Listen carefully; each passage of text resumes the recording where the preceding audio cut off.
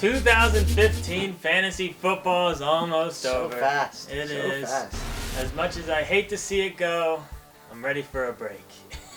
I'm ready to win some championships, and hopefully you well, are. That as well. But if you're not in the championship, let's do some daily. And hopefully you listened to me last week because my big guy was David Johnson. Boom. Oh, he won me some cash. I love him. So sign up for DraftKings. Use the promo code FST or follow the card. Link in the description below. Deposit at least $5. DraftKings gives you entry into a free contest. Then watch my single man DraftKings video because I've crushed it all year and you will win money. It's pretty much a guarantee.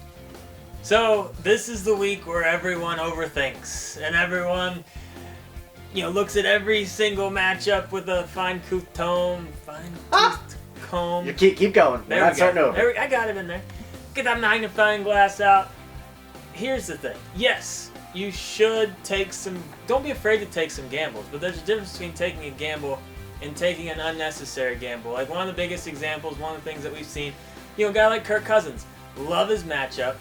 Very easily could be a top 10 quarterback this year, but he's also been a roller coaster. We've been getting questions like Russell Wilson or Kirk Cousins.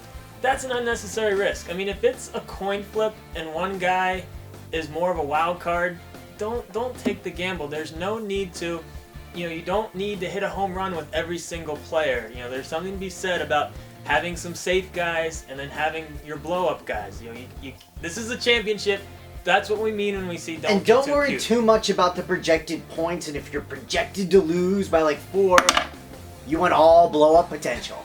That was for a dramatic effect right there. Yeah, that went well. So just be careful of the projected points of that. Like Dust said, a good mix. Have a good mix. Yeah, big blow up potential a lot of times means they have a low floor. And if you start Kirk Cousins and he has one of his 4 interception games, and Russell I'm all Wilson, about mitigating the risk on the floor. That's definitely think of that when you're doing your lineups. It's tough though. Get in those forums if you got questions. We can bring you back down to earth. Born 13 wants you to pick 2 of these running backs. Got some tough choices. Here we go. Denard Robinson at New Orleans. Matt Forte at Tampa Bay. Lamar Miller versus Indy. Todd Gurley at Seattle. Or D'Angelo Williams at Baltimore. Pick 2. D'Angelo's locked in. 100%. I love D'Angelo. That he's locked into the lineup. So now I'm between, Robinson's out. I'm really between Gurley and Forte here. And it is extremely close. And I think I ranked them back to back. But I'm going to give the slight edge to Forte. He's playing Tampa Bay. I just prefer that, obviously, over the Seattle matchup. And the fact that Gurley has no support from his quarterback. It's all or nothing with him. And again, it's that floor type of thing. I think Forte, while they both have blow potential, I think Forte's floor is a little bit higher. All right, Dustin. Mace Owens wants to know, which RB should he start or she start in a standard league? My boy West versus the terrible Cleveland Browns. Browns fans... I'm so sorry. It's been seriously though, they've been so bad for so long. Not pretty. Or your boy Danny Woodhead versus Oakland. I am interested to see where you go here. Standard league. It is a standard league, and that makes this even harder. I mean, here's the thing. I would love for you to be able to wait until Sunday and see what we're going to have with Ware and what his health is. But Woodhead plays Thursday night, so that makes this even harder. But if Ware comes back, he really hurt. Who are you starting? I'm trying to get to it. Who are you starting? If Ware comes back, he really hurt West's value. And I think with Melvin Gordon out, I'm saying this is not an unnecessary risk. Because Woodhead, we know, has potential. And he's not just a PPR guy because he does score touchdowns. They love him in the red zone. Clearly last week. That's a good point. Last week was... that's not going to happen more than likely. But I don't think that you just bench him because it's a standard league. Woodhead, I think, is a legit... RB2 this week. Okay, he's definitely an RB2. Can't hate on that. I'd go West, but it's close. It's a nice matchup for West. It's tough. It's a coin flip, and I think Woodhead has a higher upside. So that one's tough. That one's really hard. All right, let's get in those dud sleepers and deep sleepers. My dud is gonna be Spencer Ware. So here's what worries me. You like that? Here's what worries me is everything. This is an unnecessary risk for me because I think everything could lead to him playing. All the reports are positive. He's suiting up. He's doing this, doing that. And then they limit his touches. So I'm staying away from it even if the reports are good.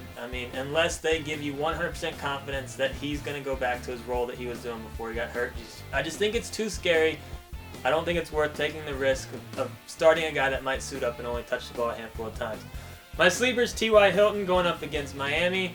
I know you might be saying, oh, T.Y. Hilton, how can he be a sleeper? Well, he's been pretty terrible. So Yeah, I think a lot of people have benched or have been thinking about benching him over the last few weeks, but I think he makes your lineup this week. I love his matchup, and he's been mad about them not throwing the ball down the field. They might take a couple more shots just because of that. And my deep sleepers, Dwayne Harris, going up against Minnesota. I mean, Odell Beckham out.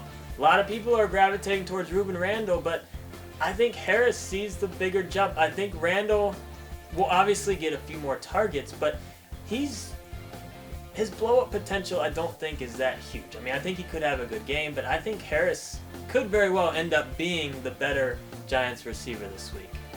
Wouldn't be shocked. All right, my dud is going to be A.J. Green. 3 reasons. Andy Dalton, obviously not playing. Number 2, he's banged up. Number 3, he's playing Denver. All of these combined are scary. He's still a wide receiver 2 in my rankings. I got him in one of my championships, and I'm starting him obviously. So he's not like a must bench, but just buyer beware. I'm not expecting a huge game from it. And like I said, he's a wide receiver 2, not a wide receiver 1 in my opinion. All right, my sleeper is going to be Carlos Williams. This guy's making all of my starting lineups. I love it this week. He's playing Dallas. That's 28th against the run. And I know, there's a few other people getting touches in that backfield, but LaShawn McCoy isn't playing. Rex Ryan's trying to say he might. An MCL sprain's a multiple-week injury, so start Williams with confidence. And then my deep sleeper is Ruben Randall. We don't talk before the shows. To go, right? There is. I mean, somebody's got to catch him. Randall's been crying a lot that he hasn't been getting the ball, so I think he has. Sorry, Ruben. Sorry, Mama Randall, but your boy's been, a little bit of a... But you know what I mean. Here's the deal. I think he gets some targets. I was going to say something else, but continue. Dustin does not swear, so it's weird. I do too. Go with Mike. Let's go into Mike's picks. And in case you are wondering who Mike is, we always get these questions. He's one of the founders of Smack Talk, so he's been around from the beginning. So Tip of a cat, Mr. Barker. There we go. And he's my brother. And I love him. His dud is Chris Ivory. He has been awful lately, and not a very good matchup against New England. They're probably going to have to throw the ball a lot, which means Powell's going to be in there. We all love Bilal Powell. His sleepers, Christine Michael, going up against the Rams. Not a terrible matchup. All signs point to him leading that backfield. It's still a mess. It's still hard to trust him, but in deeper leagues, he's definitely worth potential flex spot. And then his deep sleepers, Donald Brown. He's not necessarily the sexiest pickup in terms of, a guy that you're going to get excited about and put in your lineup, but he should see double-digit touches this week with Gordon out.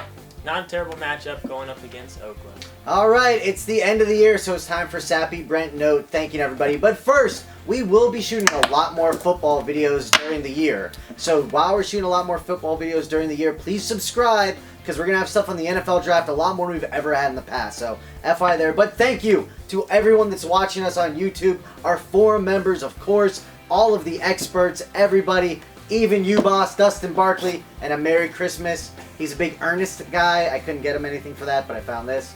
It is a Pee Wee Herman watch just for you, buddy. He likes Pee Wee Herman, I know. I mean, who doesn't like Pee Wee Herman? He does. You love the movie, don't you? You love the movie, I bet. Which one? Oh, I was assuming the bike one. There's more than one. There's more than one. There's Big Top Pee Wee. There's Pee Wee's Big Adventure. Big Top Pee Wee wasn't as good. Well, thank you, sir. You're welcome. Merry Christmas, brother. Hey, thank you, everyone out there. Good luck this week. Good luck. Subscribe. We're going to have a lot of fun in the off-season. Subscribe. I didn't get Brent anything. He never does. He's mean.